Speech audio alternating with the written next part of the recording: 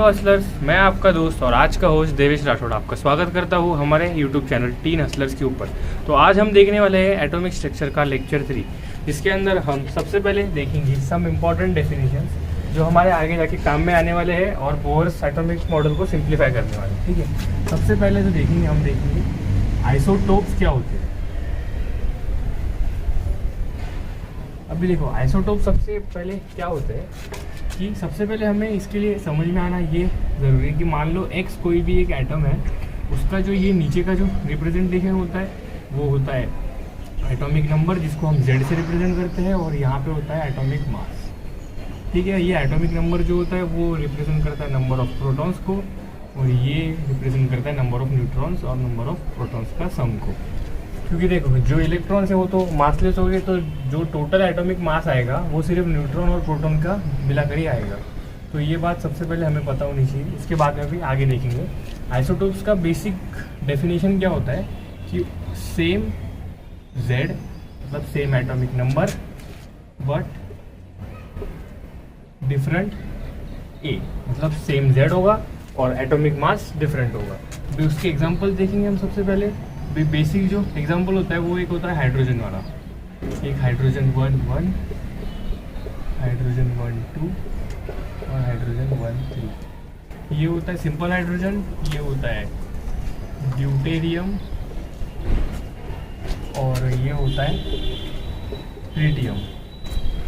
अभी इन तीनों में बेसिक डिफरेंस क्या है कि जो एटॉमिक नंबर है वो तो सब में 1 ही है, और जो डिफरेंस आएगा वो आएगा सिर्फ एटॉमिक मास के अंदर। इसका मास होगा 1, इसका मास होगा 2 और इसका मास होगा 3। मतलब इसमें देखो इसके कंपैरिजन में इसमें एक न्यूट्रॉन ज़्यादा है, क्योंकि यहाँ पर प्रोटॉन की संख्या तो सेम है तीनों में, यहाँ पर एक न्यूट्रॉन ज़्यादा, और फिर से इसके कंपैरिजन में इसमें +1 न्यूट्रॉन बस।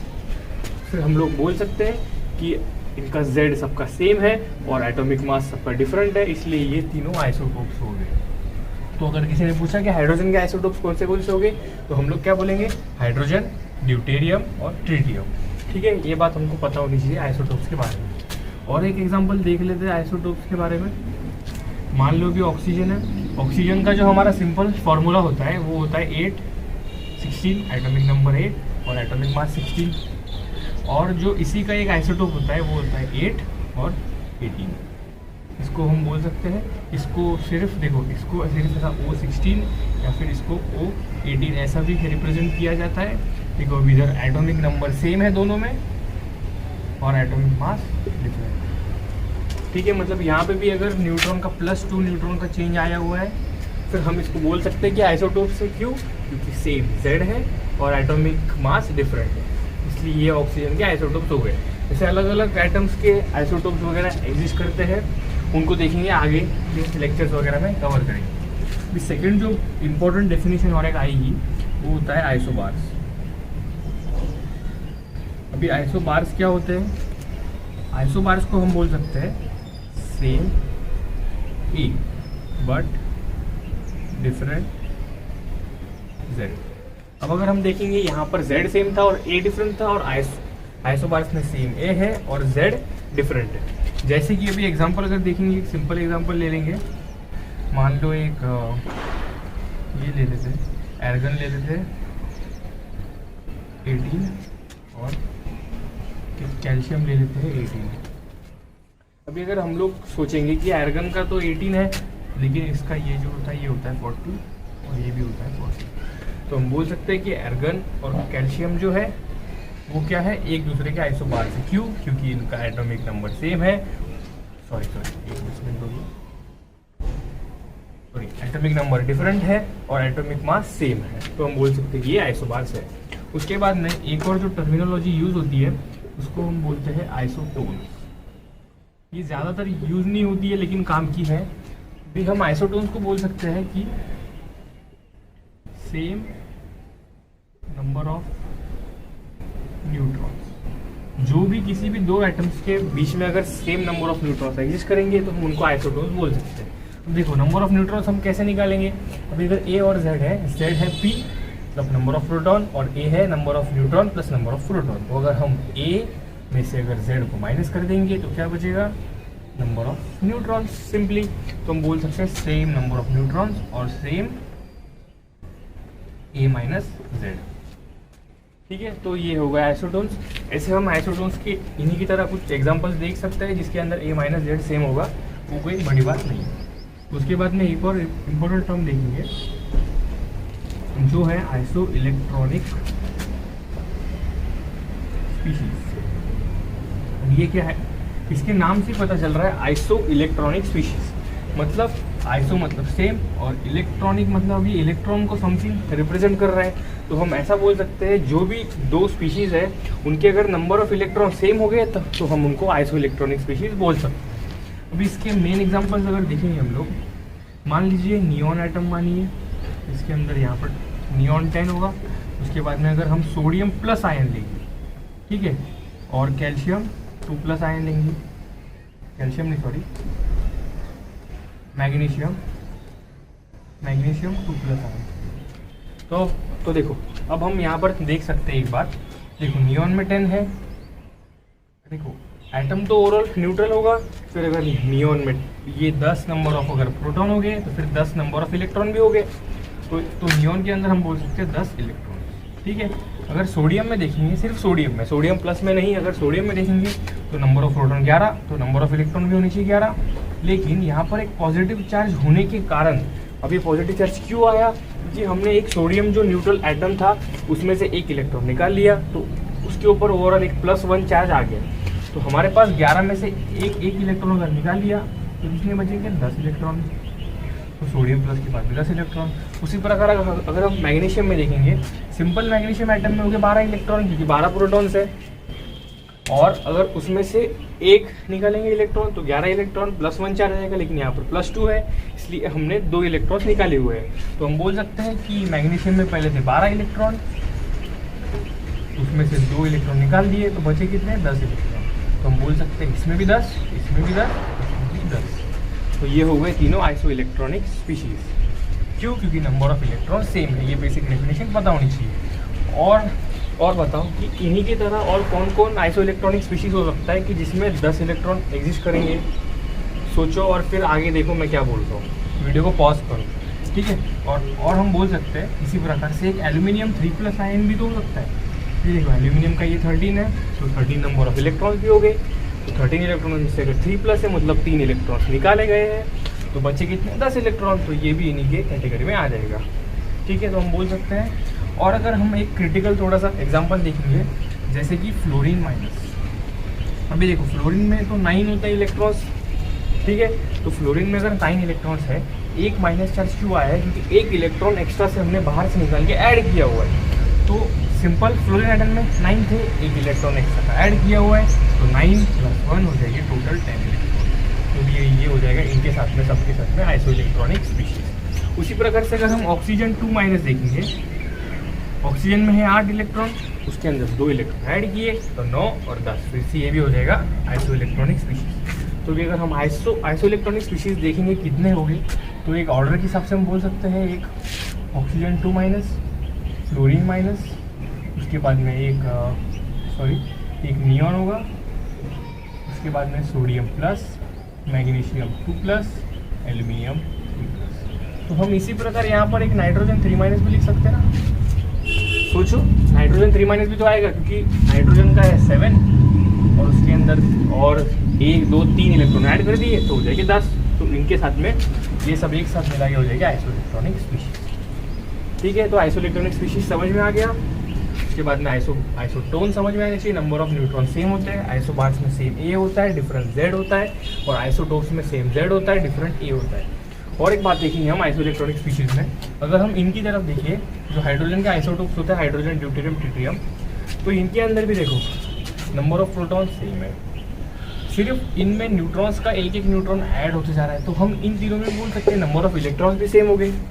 तो और कोई पूछेगा कि हाइड्रोजन आइसोटोप्स क्या क्या है, तो हाइड्रोजन के जो ये तीनों है, एक तो आइसोटोप्स है ही, और वो आइसो इलेक्ट्रॉनिक स्पीशीज भी क्यों है, क्योंकि अगर एक प्रोटॉन है तो एक इलेक्ट्रॉन होगा, इसमें एक प्रोटॉन है तो एक इलेक्ट्रॉन होगा, इसमें भी एक प्रोटॉन है तो एक और इलेक्ट्रॉन होगा। तो हम बोल सकते हैं तीनों में एक इलेक्ट्रॉन है तो तीनों आइसो इलेक्ट्रॉनिक स्पीशीज है। तो ये बात भी याद रखना अच्छे से कि जो हाइड्रोजन के आइसोटोप्स होते हैं वो भी होते हैं आइसो इलेक्ट्रॉनिक स्पीशीज। ठीक है, तो अभी जो बेसिक टर्मिनोलॉजीज होती है वो खत्म होती है, अभी देखते हैं। और चलो आगे देखते हैं वेव थियरी के बारे में देखते हैं। बोर्स एटॉमिक मॉडल से पहले और एक अच्छी थियरी जो होगी वो होगी वेव थियरी। वेव थियरी की बेसिक टर्मिनोलॉजीज देखते हैं जो आगे भी बहुत काम आएगी। अब ये जो भी है ना, ये आगे चल के फिजिक्स में भी बहुत काम में आएगा और केमिस्ट्री में भी आगे जाकर, इसलिए इसको ध्यान से देख लेंगे। ठीक है, तो हम सबसे पहले देखते हैं कि वेव क्या होता है। देखो, अगर हम एक स्ट्रिंग ले, उस स्ट्रिंग को अगर दोनों तरफ से पकड़े और एक साइड से अगर एक झटका दे, तो हम ऐसा एक वेव फॉर्म में ऐसा देखेंगे। ऐसा मतलब सेमी सर्कुलर आर्क्स बनेंगे ऐसे अलग अलग, उस टाइप का एक ऐसा वेव बनेगा। ठीक है, तो ये होगी वेव। तो अभी हम लोग बोल सकते हैं इसकी अलग अलग जो टर्मिनोलॉजीज यूज होते हैं वो होता है, एक फर्स्ट होता है तो एम्पलीट्यूड। अभी सबसे पहले देखते हैं एम्पलीट्यूड क्या होता है। एम्पलीट्यूड को अगर हम बोले, अगर ये वेव है तो वेव प्रोपेगेट करेगी इस डायरेक्शन में। उसको हम मतलब जो भी वेलोसिटी के साथ में वेव ऐसे प्रोपेगेट करेगी उसको बोलेंगे हम लोग wave velocity of the wave. ठीक है, या फिर वेव वेलोसिटी। और जो एम्पलीट्यूड होगा वो होगा इस वेव का, ये जो मीन जो पोजीशन है उससे मैक्सिमम डिस्प्लेसमेंट होगा एम्पलीट्यूड। ठीक है, तो एम्पलीट्यूड हो गया मैक्सिमम डिस्प्लेसमेंट, और जो वेव वेलोसिटी हो गई जिस स्पीड से वेव ऐसा आगे डायरेक्शन में प्रोपोगेट होगी। और सबसे पहली बात, ये जो हम देख रहे हैं ये है ट्रांसवर्स वेव्स। ठीक है, ट्रांसवर्स वेव्स है, लॉन्गिट्यूडनल वेव्स फिर कभी देखेंगे, अभी ट्रांसवर्स वेव्स के ऊपर पूरी चर्चा करेंगे। ठीक है, ये होगी वेव वेलोसिटी, एम्पलीट्यूड समझ में आ गया। आगे और देखेंगे वेवलेंथ। वेवलेंथ की जो बेसिक डेफिनेशन होती है वो होती है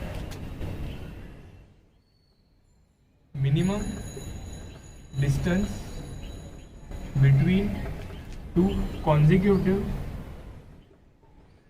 ट्रफ्स या फिर क्रेस्ट। ये ट्रफ्स और क्रेस्ट क्या होता है? ये जो ऊपर वाले हिस्से होते हैं ना उनको बोलते हैं क्रेस्ट, और जो ये नीचे वाला होता है मतलब जो गड्ढा टाइप होगा वो होगा ट्रफ, और ऊपर वाला होगा क्रेस्ट। ठीक है, तो इसके बाद में भी देखेंगे हाँ मिनिमम डिस्टेंस। फिर ये एक क्रेस्ट है और ये एक क्रेस्ट है, तो हमने क्या बोला, minimum distance between two consecutive troughs और क्रेस्ट। तो ये दो कॉन्जिक्यूटिव क्रेस्ट है, इन दोनों के बीच का जो ये डिस्टेंस होगा इसको हम डिफाइन करेंगे लैम्डा, या फिर वेव लेंथ, मतलब वेव की लेंथ, इसको हम डिफाइन करेंगे। ठीक है, आगे और देखते हैं। आगे देखेंगे फ्रीक्वेंसी के बारे में। फ्रीक्वेंसी क्या होती है कि अभी अगर हम इस स्ट्रिंग के ऊपर कोई भी एक पॉइंट देख लें, मान लो ये पॉइंट, तो फ्रीक्वेंसी की बेसिक डेफिनेशन होती है number of waves passing through a fixed point. एक फिक्स पॉइंट से जितनी भी वेव जाती है पर यूनिट टाइम। एक यूनिट टाइम मतलब एक सेकंड भी मान सकते हो, उसमें जितनी वेव इससे पास करेगी उसको हम बोलेंगे फ्रीक्वेंसी। ठीक है, तो एक और फ्रीक्वेंसी की हम एक फॉर्मूला बोल सकते हैं ऐसा कि velocity of wave equal to हो जाएगा लैम्डा। ये फॉर्मूला याद रखना है, बहुत ज़्यादा इंपॉर्टेंट है, आगे भी बहुत ज़्यादा काम में आने वाला है। कौन सा फॉर्मूला? वेलोसिटी बराबर lambda the wavelength into frequency. ठीक है, और एक देखते हैं आगे टर्मिनोलॉजी। हाँ, और एक जो होगी यूज टर्मिनोलॉजी वो होती है वेव नंबर। अभी ये वेव नंबर क्या होता है? वेव नंबर बेसिकली क्या होता है? 1/λ।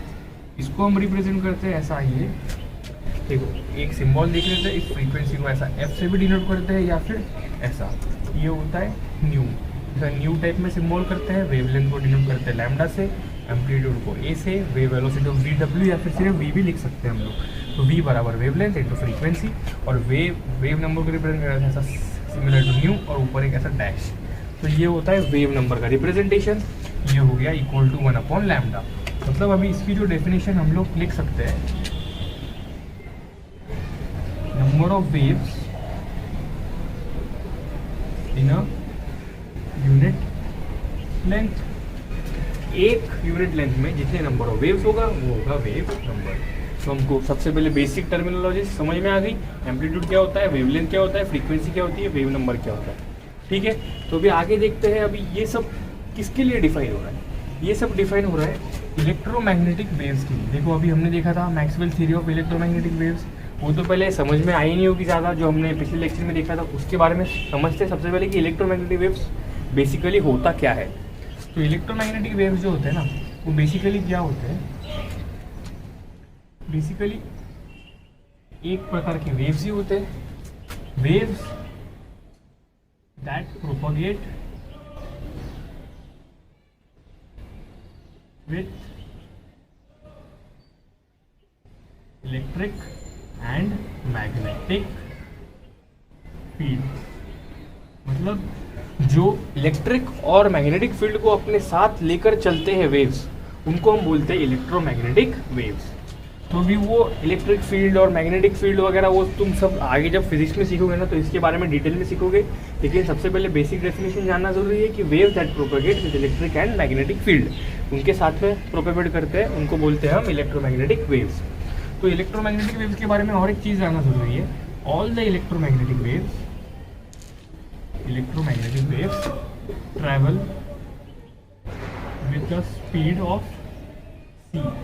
अब ये सी क्या है, सी हम बेसिकली डिफाइन करते हैं स्पीड ऑफ लाइट के लिए। जो लाइट की स्पीड होती है वो होती है सी बराबर 3 × 10⁸ मीटर पर सेकेंड। तो हम बोल सकते हैं कि सारे के सारे इलेक्ट्रोमैग्नेटिक वेव सी की स्पीड से डिफाइन करते हैं। ये सी यहाँ पे अगर देखेंगे वेव में तो वेव वेलोसिटी या वी बोल सकते हैं। तो अगर हमको ये प्रोडक्ट डिफाइन करना है किसी भी इलेक्ट्रोमैग्नेटिक वेव के लिए, बेसिकली लाइट भी एक इलेक्ट्रोमैग्नेटिक वेव ही होती है। ठीक है, अभी अगर वेलोसिटी ऑफ वेव देखेंगे यहाँ पर सी हो जाएगा किसी भी इलेक्ट्रोमैग्नेटिक वेव के लिए, लैम्डा और एफ लिखो या न्यू लिखो, तो ये फॉर्मूला वैल्यूड होगा हर एक इलेक्ट्रोमैग्नेटिक वेव के लिए जो हम भी आगे सब यूज़ करने वाले हैं। तो सबसे पहले ये सब समझ में आ गया, वेव थियरी क्या है, इलेक्ट्रोमैग्नेटिक वेव्स क्या है, ये सब पहले लिख लो। तो फिर देखो अभी हमने देखा वेव्स के बारे में और इलेक्ट्रोमैग्नेटिक वेव्स के बारे में और थोड़ा बहुत जानकारी लेते हैं। इलेक्ट्रोमैग्नेटिक वेव्स का जो है ना ऐसा एक स्पेक्ट्रम अलग अलग डिफाइंड होता है। जो सबसे मिडल वाला होता है उसको हम बोलते हैं विजिबल रेंज। विजिबल रेंज वाले जो होते हैं ना वो हमको अपनी जो आई है उससे दिखाई देते हैं, और बाकी की जो वेव्स है जैसे कि रेडियो वेव्स, माइक्रोवेव्स, एक्सरेज वगैरह वो हमको दिखाई नहीं देते। तो इसलिए इनको बोलते हैं जो हमको दिखाई देते हैं उनको बोलते हैं विजिबल रेंज। तो स्पेशली मतलब क्या होता है वो जो देखो एक रेनबो कलर याद किया था हमने, विबज्योर या विबज्योर जो भी बोलते हो तुम लोग, उसको हम लिख देंगे विबज्योर। मैं ये टेक्निक बता रहा हूँ कि इसको कैसे याद रखते हैं इस फॉर्मेट को, विबज्योर। अभी विजिबल रेंज में तुम सबसे पहले लिख लो विबज्योर। ठीक है, अभी वॉयलेट है तो इसके इस साइड में आएगा अल्ट्रा वॉयलेट वेव्स, ऐसा याद करने की टेक्निक है। ठीक है, और यहाँ पर आएगा रेड है तो यहाँ पर लिख दो इंफ्रा। अब बाकी की चीज़ें तो थोड़ी बहुत याद करनी पड़ेगी। अभी अल्ट्रा वायलेट के इधर होता है एक्स रेज और इधर होता है गामा रेज। ठीक है, और इधर होता है माइक्रोवेव्स और इधर होते हैं रेडियो वेव्स। रेडियो वेव्स जो हमारे रेडियो के FM AM वगैरह जो फ्रीक्वेंसी होती है वो इसी में आती है। ठीक है, तो ये ऑर्डर है किसका वो सबसे पहले देखते हैं। अगर हम यहाँ से यहाँ पे जाएंगे तो जो हमारा लैम्डा मतलब जो वेवलेंथ है किसी भी इलेक्ट्रोमैग्नेटिक वेव की वो करेगी इंक्रीज। अभी सबसे पहले देखते हैं ये पॉइंट कौन सा है, ये डिफाइन करता है 4000 एंगस्ट्रॉम। 4000 एंगस्ट्रॉम कौन सा, वॉयलेट का एकदम मतलब जो इन दोनों का पार्टीशन होगा अल्ट्रा वॉयलेट और वॉयलेट एकदम करीब, और इधर का जो होगा ये पार्टीशन ये होता है 7800 एंगस्ट्रॉम। तो हमको याद रखना है कि जो विजिबल रेंज होता है वो बिलोंग करता है 4000 एंगस्ट्रॉम से 7800 एंगस्ट्रॉम लैम्डा के बीच में। अब देखो तुम लोग बोलोगे ये एंगस्ट्रॉम क्या है। एंगस्ट्रॉम एक यूनिट है, जैसे हमने कल एक यूनिट डिफाइन किया था इलेक्ट्रॉन वोल्ट का 1.6 × 10⁻19 जूल का, उसी प्रकार से ये एक यूनिट है लेंथ का, वो था एनर्जी का। जैसे हमने देखो एक फर्मी भी डिफाइन किया था R0 के वक्त, उसी हिसाब से अगर हम एंगस्ट्रॉम को डिफाइन करेंगे 1 एंगस्ट्रॉम बराबर होता है 10⁻10 मीटर। ठीक है, और एक यूनिट काम का है जो हम अभी थोड़ी देर में काम में लेने वाले हैं, वो है 1 नैनोमीटर। नैनोमीटर होता है 1 × 10⁻9 मीटर। ये सब कन्वर्जन बहुत ज़्यादा काम में आने वाले हैं क्योंकि हम सब एटॉमिक पार्टिकल्स के लिए डील करेंगे। तो माइनस पावर हर बार लिखने के बजाय हम लोग एंगस्ट्रॉम और नैनोमीटर में लिख देंगे। ठीक है, तो ये समझ में आ गया। अब देखो लैम्डा यहाँ से इंक्रीज हो रहा है। अब ये सारे इलेक्ट्रोमैग्नेटिक वेव्स है, तो हम बोल सकते हैं उनकी स्पीड सेम होगी, जो कि होगी सी के बराबर, सी बराबर लैम्डा इंटू फ्रीक्वेंसी। वी नहीं है, ये न्यू है, हाँ न्यू। तो अभी अगर यहाँ से यहाँ पे जाते हो तो अगर लैम्डा इंक्रीज करेगा और सी कॉन्स्टेंट है तो हम बोल सकते हैं कि फ्रीक्वेंसी डिक्रीज करनी चाहिए। अगर सी को कॉन्स्टेंट रहना है, अगर लैम्डा बढ़ेगा तो फ्रीक्वेंसी ऑफकोर्स डिक्रीज होगी। तो बोल सकते हैं अगर हम राइट टू लेफ्ट जाएंगे तो फ्रीक्वेंसी इंक्रीज होगी। क्यों? यहाँ से यहाँ लैम्डा इंक्रीज हो रहा है तो फ्रीक्वेंसी डिक्रीज होगी, और यहाँ से यहाँ फ्रीक्वेंसी इंक्रीज होगी तो लैम्डा डिक्रीज। ठीक है, तो ये मेन ये वैल्यू याद रखिए, ये बहुत काम में आते हैं विजिबल रेंज के लिए निकालने के लिए। हमें बोर मॉडल, हाइड्रोजन स्पेक्ट्रम वगैरह में देखेंगे आगे ये क्या काम के। तो यहाँ तक सब समझ में आ गया। अभी हम आगे देखते हैं, यहाँ तक वेव थियरी खत्म। अभी क्या हुआ, जो भी वेव्स वगैरह थे उनकी तो थियरी निकाल ली, लेकिन जो अभी मॉडल्स वगैरह थे ना, वो सब मतलब जो बोहर ने मॉडल दिया था वो सब इनके रिगार्डिंग सही नहीं बैठ रहा था। तो एक मैक्स प्लांक्स नाम के साइंटिस्ट ने बोला कि तुम्हारी थियरी गलत है, मेरी थियरी सही है। तो अभी उनकी थियरी देखते हैं उन्होंने ऐसा क्यों बोला और क्या रीज़न दिया उनकी थियरी को सही प्रूव करने के लिए। देखते हैं max Planck's quantum theory. Max Planck's quantum theory की जो बेसिक डेफिनेशन है, जो हमको अच्छे से याद होनी चाहिए, वो है कि अब देखो एनर्जी कंजर्वेशन तो पता है कि यूनिवर्स में एनर्जी क्रिएट भी नहीं होती है और डिस्ट्रॉय भी नहीं होती है। तो जो एनर्जी का जो एक्सचेंज है ना, उसका एक स्पेसिफिक मेथड होता है, ऐसा बोला किसने, मैक्स प्लांक्स ने। उन्होंने क्या बोला कि जितना भी एनर्जी ट्रांसफर अकर करता है सब में, वो अकर करता है एक क्वांटा के फॉर्म। क्वांटा मतलब ऐसा एक पैकेट, मतलब ऐसा एक बंच, ऐसा एक पैकेट मान लो तुम, उसको नाम दिया क्वांटा। तुम क्वांटा शब्द से घबराओ मत, सिर्फ समझो एक पैकेट है। ऐसा जैसे हम कुछ भी चीज़ का पैकेट बोल सकते हैं, पैक ऑफ कार्ड्स वगैरह, उस हिसाब से पैकेट क्वांटा।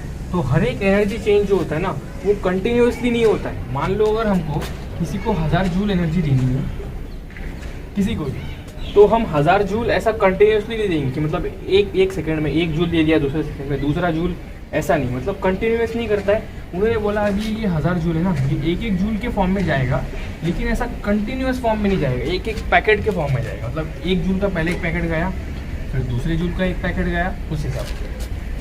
ठीक है, अब इन्होंने पैकेट्स को कैसे डिफाइन किया और किसके लिए डिफाइन किया वो देखते हैं, लेकिन सबसे पहले बेसिक समझ में आना चाहिए कि all the energy change occurs in form of packets, मतलब क्वांटा। और जो हमने कंटिन्यूस वाली थियरी थी वो गलत थी, ऐसा उन्होंने बोला। तो भी देखते हैं उन्होंने आगे क्या एक्सप्लेनेशन दिया, तब तक ये कॉपी कीजिए। देखो मैक्स प्लांक ने क्या बोला था कि जो एनर्जी ट्रांसफर का जो मीडियम होता है ना, वो एक होता है फोटॉन्स के द्वारा होता है। भी फोटॉन्स को हम बोल सकते हैं लाइट के एक पैकेट्स या किसी भी इलेक्ट्रोमैग्नेटिक वेव्स के पैकेट्स। ठीक है, तो हम पहले देखेंगे कि अभी एक फोटोन की एनर्जी को हम किस प्रकार से डिफाइन करेंगे अलग अलग इलेक्ट्रोमैग्नेटिक वेव के लिए। उन्होंने एक फॉर्मूला दिया, उन्होंने क्या बोला, energy of photon is proportional to its frequency. अभी अलग अलग इलेक्ट्रोमैग्नेटिक वेव का अलग अलग फोटोन होगा और हर एक इलेक्ट्रोमैग्नेटिक वेव की फ्रीक्वेंसी भी डिफरेंट होगी। किसी भी इलेक्ट्रोमैग्नेटिक वेव की जो एनर्जी होगी वो प्रोपोर्शनल होगी उसके फ्रीक्वेंसी, फोटोन की। ठीक है, फोटोन की फ्रीक्वेंसी। तो भी अगर एनर्जी ऑफ फोटोन को, तो उन्होंने एक कांस्टेंट डिफाइन किया बीच में, energy equal to H into nu. ये एच जो था उसका नाम पड़ा प्लांक कांस्टेंट, प्लांक कांस्टेंट। ठीक है, उसकी जो वैल्यू है वो हम लिखते हैं 6.626 10⁻³ -34 जूल सेकेंड। जूल सेकेंड की जो ऐसा यूनिट में है, तो ये याद रखिए। एनर्जी ऑफ फोटोन हम लिख सकते हैं हर एक पैकेट का, हर एक एनर्जी फोटोन का लिख सकते हैं h इंटू न्यू। और प्लांक्स कांस्टेंट जो है उसकी वैल्यू भी याद रखिए 6.626 10⁻³ जूल सेकेंड। और अगर किसी और यूनिट में अगर दिया होगा तो वो लोग खुद दे देंगे कि प्लांक्स कांस्टेंट की वैल्यू इस यूनिट में ये है। ठीक है, और अगर हम देखेंगे अभी मतलब सिर्फ एक फोटोन तो एनर्जी ट्रांसफर नहीं करेगा, बहुत सारे फोटोन होंगे। तो हम एक जनरली लिख सकते हैं कि जो टोटल एनर्जी जो देगी, मान लो एक लाइट की रे पड़ी तो उसके अंदर हज़ारों लाखों फोटोन्स हो गए, तो हम बोल सकते हैं एनर्जी होगी n मतलब नंबर ऑफ फोटॉन्स इंटू एक फोटोन की एनर्जी, तो हो जाएगी टोटल एनर्जी जो इलेक्ट्रोमैग्नेटिक वेव अपने अंदर स्टोर करेगी। ठीक है, तो हम बोल सकते हैं E बराबर n इंटू एच न्यू। और हम इसको और एक लिख सकते हैं, देखो अभी हमने देखा था C बराबर लैम्डा इंटू न्यू होता है किसी भी लाइट या फिर इलेक्ट्रोमैग्नेटिक वेव के लिए। तो हम बोल सकते हैं यहाँ पर से हम न्यू को लिख सकते हैं C अपॉन लैम्डा, उसको हम यहाँ पर डाल सकते हैं। तो हम बोल सकते हैं एनर्जी बराबर n एच सी बाय। ठीक है, तो अभी हमको h की वैल्यू पता है, ये c की वैल्यू अभी देखी थी 3 × 10⁸ मीटर पर सेकेंड। तो हम लोग अगर इसकी वैल्यू देखेंगे और अगर सिंप्लीफाइड फार्मूले में अगर कन्वर्ट करना है जो हमको कैलकुलेशन में आसानी देगा, तो हम बोल सकते हैं n into 1240 divided by lambda. ये 1240 कहाँ से आया है, ये h इंटू सी का, और हमने इसको और एक एनर्जी में कन्वर्ट किया इलेक्ट्रॉन वोल्ट अपॉन नैनोमीटर। क्यों, अभी जो एनर्जी होगी ना वो तो होगी जिसके अंदर इलेक्ट्रॉन वोल्ट एक हमने यूनिट डिफाइन किया था अभी जो भी था। अभी जो एनर्जी का यूनिट होगा वो होगा इलेक्ट्रॉन वोल्ट, क्योंकि हम सब अभी सब एटॉमिक पार्टिकल्स के बारे में ही देख रहे हैं। और नैनोमीटर यहाँ पे क्यों लिखा है, ये यूनिट में नहीं आएगा, ये होगा लैम्डा। अगर हम लैम्डा की वैल्यू इस फॉर्मूले जब भी पुट करेंगे तो हम पुट करेंगे नैनोमीटर में, कब 1240 के वक्त। और अगर हमको एमस्ट्रॉन्ग में चाहिए, अगर लैम्डा एमस्ट्रॉन्ग में दिया होगा तो हम ये वाला फॉर्मूला यूज़ कर लेंगे, लैम्डा इन एमस्ट्रॉन्ग, फिर भी एनर्जी आएगी इलेक्ट्रॉन वोल्ट में। अभी यहाँ पर एक जीरो क्यों एक्स्ट्रा ऐड किया वो तुम ही सोच के देखो। हमने डिफाइन किया था एक एमस्ट्रॉन्ग को किया था 10⁻⁻10 मीटर में, और एक नैनोमीटर को किया था 10⁻⁹ मीटर में। तो एक एमस्ट्रॉन्ग को 10 से मल्टीप्लाई करेंगे तो नैनोमीटर में आ जाएगा। तो हमने किया ऊपर 10 से मल्टीप्लाई, नीचे भी किया 10 से मल्टीप्लाई, तो कुछ फर्क पड़ेगा नहीं, तो हम बोल सकते हैं एमस्ट्रॉन्ग। ठीक है, तो ये फॉर्मूला याद रखो, ये फॉर्मूला याद रखो, और ये बार बार एच सी की वैल्यू मत निकालते बैठो, क्योंकि हमको जनरली इलेक्ट्रॉन वोल्ट में डील करना है और लैम्डा एमस्ट्रॉन्ग और नैनोमीटर में ही होता है जनरली। तो अभी इतना सब कुछ समझ में आ गया, और एक दो क्वेश्चन देख लेते हैं, उसके बाद में आगे की चीज़ें देखेंगे। ठीक है, तो फर्स्ट क्वेश्चन लिखिए, a 40 watt bulb is emitting light of lambda 620 nanometre. हमको दिया हुआ है जो बल्ब की जो पावर है वो है 40 वैट। ठीक है, और ये दिया हुआ है कि जो उसकी वेवलेंथ है वो है 620 नैनोमीटर। और हमको पूछा है कि जो नंबर ऑफ फोटॉन्स एमिट करेगा 8 सेकेंड के अंदर वो बता दो। तो हमको पूछा है calculate number of photons in 8 second. तो हम अभी सोचेंगे जब पावर दिया हुआ है हमारे पास तो फॉर्मूला एनर्जी का है, तो हमको एक और बात पता होनी चाहिए, अब पावर होता है एनर्जी पर यूनिट टाइम। ठीक है, तो हमको अगर 8 सेकेंड के लिए निकालना है तो हम टोटल एनर्जी चेंज जो होगा 8 सेकेंड के लिए उसको हम लिख सकते हैं पावर जो होगा इंटू 8, क्योंकि टाइम 8 सेकेंड है। तो पावर दिया हुआ है 40 वैट जो ऐसा यूनिट में ही है, और 8 है ये, तो एनर्जी आ जाएगा, इसको अगर मल्टीप्लाई करेंगे 320 जूल में, क्योंकि ये सब ऐसा यूनिट में था और जूल भी ऐसा यूनिट में ही है। तो टोटल एनर्जी बता दी गई कि इतनी थी। ठीक है, तो अब हम ये वाला फॉर्मूला यूज़ करेंगे, n into H C by lambda बराबर एनर्जी। तो हमने एनर्जी निकाल ली, सबसे पहले एनर्जी यहाँ से निकाल ली पावर इंटू टाइम से। अभी एक और फॉर्मूले से निकालेंगे यहाँ से, उसको हम लिख सकते हैं h इंटू, अभी दिया हुआ है लैम्डा नैनोमीटर में, तो कौन सा फॉर्मूला यूज़ करेंगे, ये नैनोमीटर 1240 अपॉन नैनोमीटर लिखेंगे 620, ये एनर्जी आएगी इलेक्ट्रॉन वोल्ट में। तो इसको कन्वर्ट करेंगे तो ये हो जाएगा 2n, twice of number photon into electron volt. अभी देखो यहाँ पे जूल में, यहाँ पे इलेक्ट्रॉन वोल्ट में, तो हम इक्वेट नहीं कर सकते जब तक दोनों सेम यूनिट में आएंगे। हमको यहाँ पर इसको पहले यूनिट में कन्वर्ट करना पड़ेगा। तो कल हमने देखा था 1 इलेक्ट्रॉन वोल्ट इक्वल टू कितना होता है 1.6 इंटू 10⁻⁻19 जूल। तो ये भी जूल में, ये भी जूल में, तो हम इन दोनों को इक्वेट कर सकते हैं इक्वल टू 320। तो अगर हम 320 से इक्वेट करेंगे तो यहाँ से देखो ये हो जाएगा 10⁻⁻20, 16 से यहाँ पर गया 20, 10 हो गया। तो नंबर ऑफ फोटोन्स की वैल्यू ये 10, और यहाँ पर 10⁻20 ऊपर आएगा तो आएगा 10⁻30। तो टोटल नंबर ऑफ फोटोन्स थे जो बल्ब एमिट कर रहा था वो थे 10⁻21 फोटॉन्स। ये बहुत बड़ा नंबर है, और अगर हम लोग यहाँ पर इलेक्ट्रॉन वोल्ट का कन्वर्जन ना करें, कभी कभी हम जल्दी जल्दी भूल जाते हैं, तो बहुत छोटी वैल्यू आएगी ना। देखो 2n है तो 2 से अगर सीधा डिवाइड करेंगे तो 160 आ जाएगा। तो फिर 160 मतलब अगर कभी तुम जल्दबाजी में कर लो और अगर नंबर ऑफ फोटोन बहुत ही कम आए ना, मतलब समझ लो कि तुमने कुछ तो गलती की है, क्योंकि जनरली नंबर ऑफ फोटोन मान लो कि 10⁻10 से ज़्यादा ही होगे, ठीक है। तो हमेशा इसको कन्वर्जन को याद रखिए वरना गलती कर दोगे। और एक क्वेश्चन देख लेते हैं इसी प्रकार का। इसके अंदर दिया हुआ है a 100 watt bulb is emitting 3100 angstrom wavelength of photon and its efficiency is 80%, calculate the number of photons emitted by the. अभी इन्होंने बोला है, इन्होंने क्या बोला है, नंबर ऑफ फोटॉन्स कैलकुलेट करने हैं हर एक सेकंड के अंदर। हर एक सेकंड के अंदर नंबर ऑफ फोटॉन्स अगर जब हम कैलकुलेट करेंगे तो हम टाइम को 1 सेकंड मान लेंगे, यहाँ पर 8 सेकंड था। तो जब हम एनर्जी लिखेंगे, एनर्जी पर टाइम तो 1 सेकंड ही हो जाएगा, तो हम पावर को इक्वल टू एनर्जी ही लिख सकते हैं, ठीक है। तो हमको अभी यहाँ पर पावर दी गई है 100 वाट, इधर कर लेते कोने में शॉर्ट, तो बड़ा इशू नहीं है।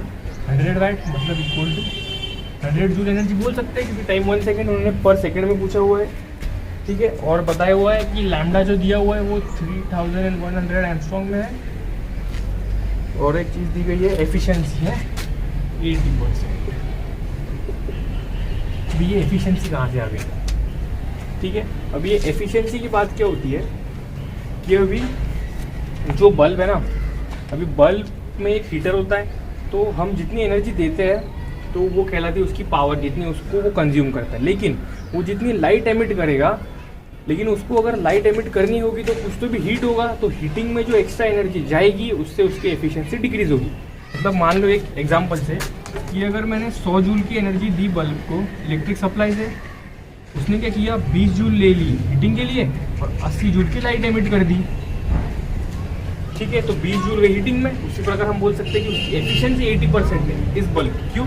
इसने 20 जो की वो हीटिंग में डाली और जो नेट इफेक्ट जो बाहर मिला वो मिल गए 80 जूल।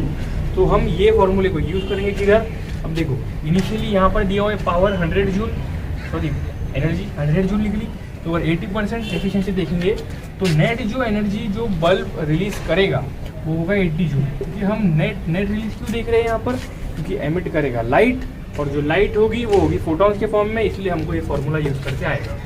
तो हम लोग अगर 80 जूल लेंगे एनर्जी, अभी सेम फार्मूले में डालेंगे, इस बार एंगस्ट्रॉम में दिया हुआ है तो ये वाला फार्मूला यूज़ कर देंगे और 80 जूल यहाँ पर कर देंगे, तो हम सिमिलरली इस क्वेश्चन की तरह नंबर ऑफ फोटॉन्स निकाल सकते हैं, ठीक है। आज के लिए बस इतना ही, मिलते हैं अगले लेक्चर में।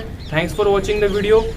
और अगले लेक्चर में हम लोग देखेंगे इसके कुछ और क्वेश्चन कर लेंगे हुआ तो, और आगे बोर्स एटॉमिक मॉडल स्टार्ट कर देंगे, ठीक है। Thank you for watching the video, bye bye.